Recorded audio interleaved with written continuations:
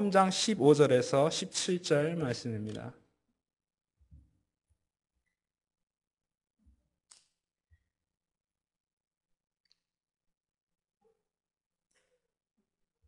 The word of God for today is Colossians chapter 3, verse 15 through 17.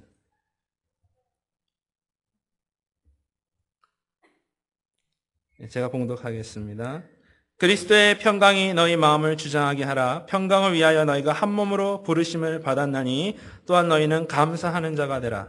그리스도의 말씀이 너희 속에 풍성히 거하여 모든 지혜로 피차 가르치며 권면하고 시와 찬미와 신령한 노래를 부르며 마음에 감사함으로 하나님을 찬양하고 또 무엇을 하든지 말에나 이래나 다 주 예수의 이름으로 하고 그를 힘입어 하나님 아버지께 감사하라.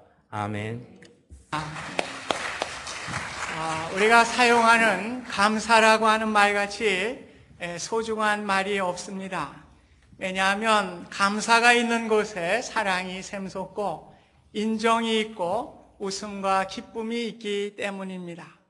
2010년을 돌아보면서 내 자신에게 물어볼 때에 어찌 내가 감사를 할 수 있단 말인가 이렇게 반문하실 분도 있을 것입니다. 경제가 좋지 않아서 비즈니스가 어려웠고 수입이 줄어서 여러 가지 생활에 어려움을 당하고 심지어 직장에서 레이업을 당하고 비즈니스를 잃어버리는 최악의 상황을 맞은 분들도 있기 때문에 그렇습니다. 그런데 감사란 것은 좋고 평탄할 때, 잘 나갈 때 이루어지는 것이 아닙니다. 사람이 건강할 때보다 병들었을 때 건강의 고마움을 더 느낄 수가 있는 것입니다. 밝은 대낮에 비치는 햇빛보다 캄캄한 밤에 분간하기 어려울 때에 희미한 촛불 하나만 있어도 그것이 더 감사하게 느껴지기 때문입니다. 마찬가지로 우리의 삶이 1년 동안 평안히 지낸 사람이라고 하면 사실 감사와 감격이 없을 것입니다. 그러나 1년 동안 어려움과 고통을 겪으면서 오히려 감사절을 맞이할 때에 우리에게 감사의 마음이 더 크게 되는 것입니다. 감사의 마음은 풍성할 때보다 오히려 부족할 때에, 평안했을 때보다 오히려 어려웠을 때에, 건강했을 때보다 고통스러울 때 더 감사를 드릴 수가 있는 것입니다. 오늘 본문 말씀에 보면 15절에 평강으로 부르심을 받은, 즉 구원의 은혜에 감사를 하라고 하였습니다. 성경에 보면 이스라엘 백성들이 애굽에서 430년 동안 노예 생활을 하였습니다. 그들이 도저히 그들의 힘으로는 해방받을 수 없고 구원받을 수가 없는 상황이었습니다.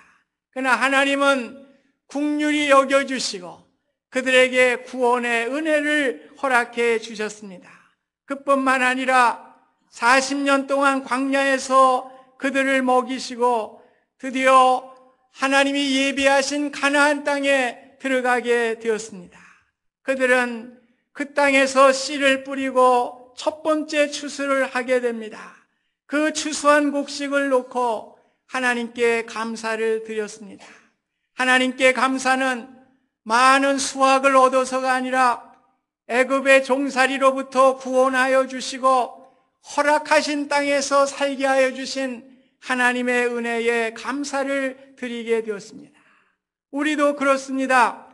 애굽이라는 세상으로부터 우리의 힘으로는 도저히 구원함을 받을 수가 없었던 존재들입니다.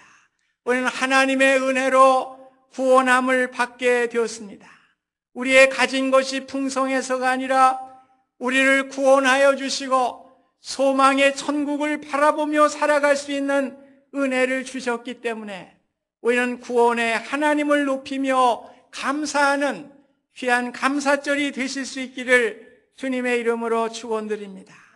두 번째는 그 구원의 말씀과 은혜가 우리 가운데 풍성하게 될 때에 우리는 시와 찬미로 하나님께 감사하는 자가 되라고 16절에 말씀하고 있습니다. 미국의 청교도들은 하나님의 말씀을 따라 살았던 사람들입니다. 그래서 교회의 수장이 국왕이 아니고 예수 그리스도임을 선언하면서 끝까지 말씀을 따라 살게 되었습니다. 그들은 영국에서 살 수 없어서 네덜란드와 여러 지역에 흩어지게 되었습니다. 다시 고국으로 돌아갔지만은 도저히 종교의 자유를 얻을 수 없는 상황이었습니다. 그래서 그들이 선택한 것은 메이플라워호를 타고 미국으로 오게 되었습니다. 102명이 오게 되었으나 그의 겨울을 지나면서 굶주림과 추위 가운데 44명이 죽게 되고 58명만 남게 되었습니다. 봄이 되어 씨앗을 뿌리고 추수를 하게 됩니다.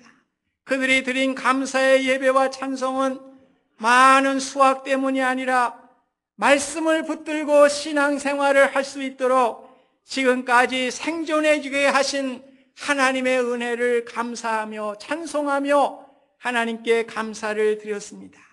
저와 여러분들이 감사할 조건은 지금까지 말씀으로 살아오게 하신 그 하나님이신 것입니다. 오늘 그 말씀을 통해서 우리는 은혜를 받게 되고 우리의 삶의 지침을 갖게 되는 것입니다. 오늘도 우리 마음 가운데 말씀을 통하여 하나님이 주신 은혜를 찬송하며 하나님께 나아갈 수 있는 귀한 감사를 드릴 수가 있는 것입니다.